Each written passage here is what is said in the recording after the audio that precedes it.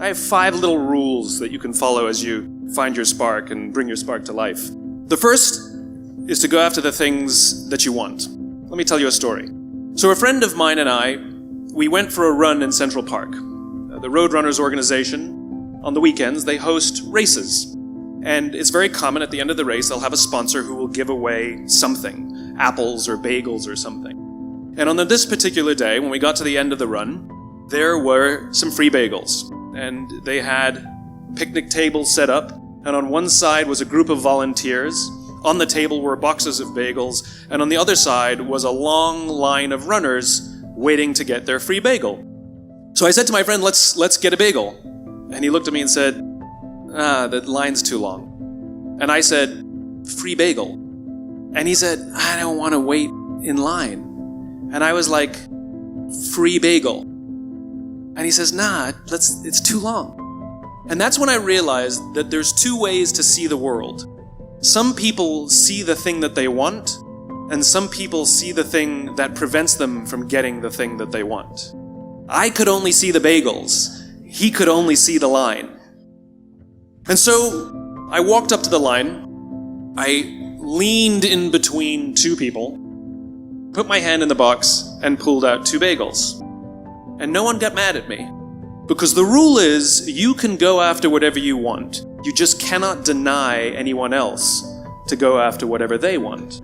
Now, I had to sacrifice choice. I didn't get to choose which bagel I got. I got whatever I pulled out. But I didn't have to wait in line. So the point is you don't have to wait in line. You don't have to do it the way everybody else has done it. You can do it your way. You can break the rules. You just can't get in the way of somebody else getting what they want. That's rule number 1. Rule number 2. I like this one. In the 18th century, there was something that spread across Europe and eventually made its way to America called puerperal fever, also known as the Black Death of Childbed. Basically what was happening is women were giving birth and they would die within 48 hours after giving birth. This Black Death of childbirth was the ravage of Europe, and it got worse and worse and worse over the course of over a century. In some hospitals, it was as high as 70% of women who gave birth who would die as a result of giving birth. But this was the Renaissance. This was the time of empirical data and science, and we had thrown away things like tradition and mysticism. These were men of science, these were doctors. And these doctors and men of science wanted to study and try and find the reason for this Black Death of childbed, and so they got to work studying, and they would study the corpses of the women who had died. And in the morning they would conduct autopsies, and then in the afternoon they would go and deliver babies and finish their rounds. And it wasn't until somewhere in the mid-1800s that Dr. Oliver Wendell Holmes, father of Supreme Court Justice Oliver Wendell Holmes, realized that all of these doctors who were conducting autopsies in the morning weren't washing their hands before they delivered babies in the afternoon. And he pointed it out and said, guys, you're the problem. And they ignored him and called him crazy for 30 years. Until finally somebody realized that if they simply washed their hands, it would go away. And that's exactly what happened. When they started sterilizing their instruments and washing their hands, the Black Death of childbed disappeared. The lesson here is, sometimes you're the problem. And my point is take accountability for your actions. You can take all the credit in the world for the things that you do right, as long as you also take responsibility for the things you do wrong. It must be a balanced equation. You don't get it one way and not the other. You get to take credit when you also take accountability. That's lesson 2. Lesson 3. Take care of each other. The United States Navy SEALs are perhaps the most elite warriors in the world. And one of the SEALs was asked, who makes it through the selection process? Who is able to become a SEAL? And his answer was, I can't tell you the kind of person that becomes a seal. I can't tell you the kind of person that makes it through buds. But I can tell you the kind of people who don't become seals. He says the guys that show up with huge, bulging muscles covered in tattoos who want to prove to the world how tough they are, none of them make it through. He said the preening leaders who like to delegate all their responsibility and never do anything themselves, none of them make it through. He said the star college athletes who've never really been tested to the core of their being, none of them make it through. He says some of the guys that make it through are skinny and scrawny.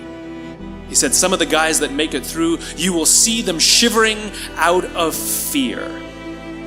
He says, however, all the guys that make it through, when they find themselves physically spent, emotionally spent, when they have nothing left to give physically or emotionally, somehow, some way, they are able to find the energy to dig down deep inside themselves, to find the energy to help the guy next to them.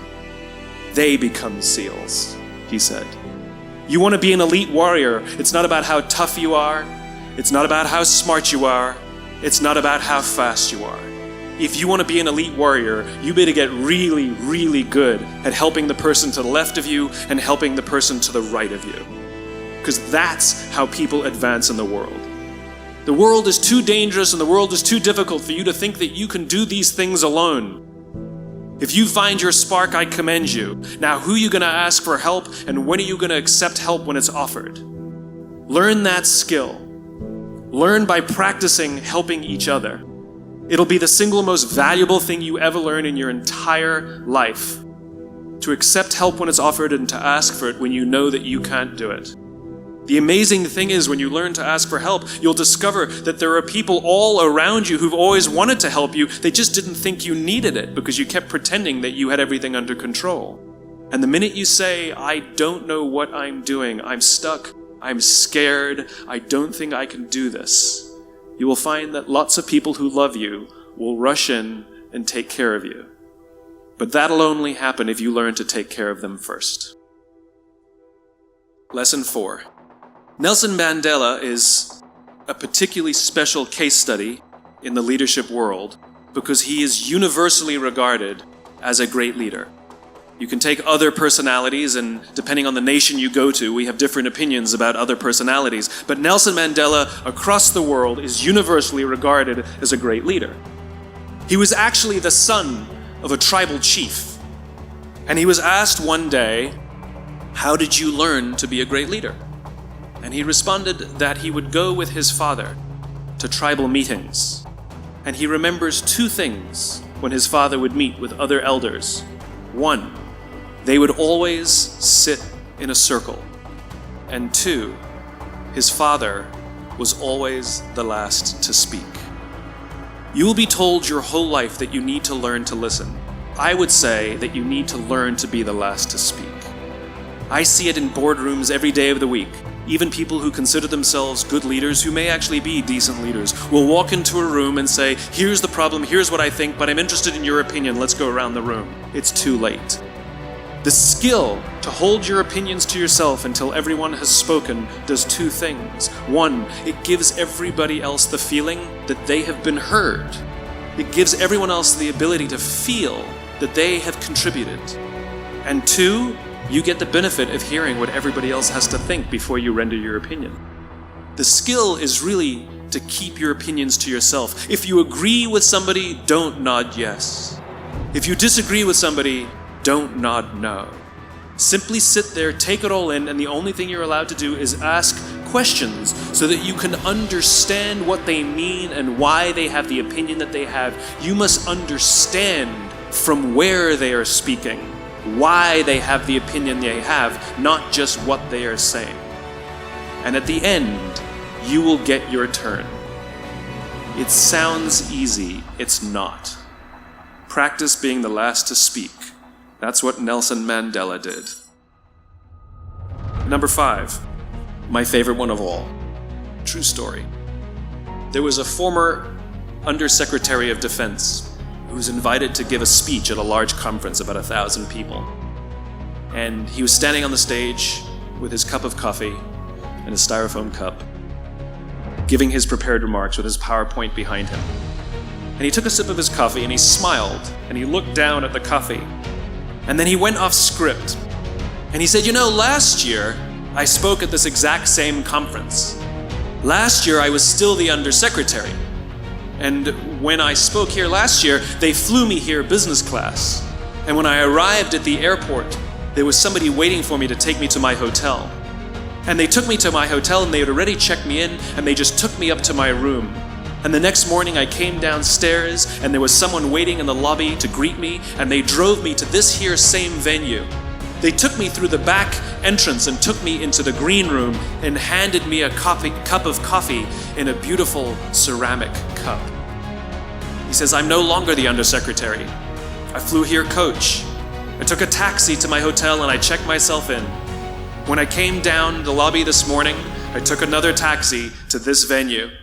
I came in the front door and found my way backstage, and when I asked someone, do you have any coffee? He pointed to the coffee machine in the corner, and I poured myself a cup of coffee into this here styrofoam cup. He says the lesson is, the ceramic cup was never meant for me. It was meant for the position I held.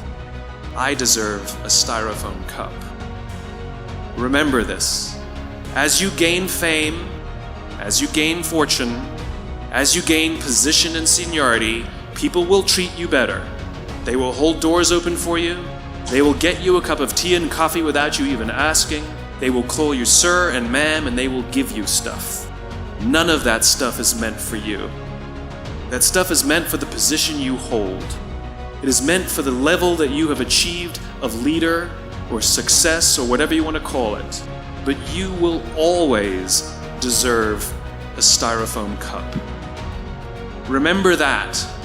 Remember that lesson of humility and gratitude. You can accept all the free stuff. You can accept all the perks. Absolutely, you can enjoy them. But just be grateful for them and know that they're not for you. That none of us deserve the perks that we get. We all deserve a styrofoam cup.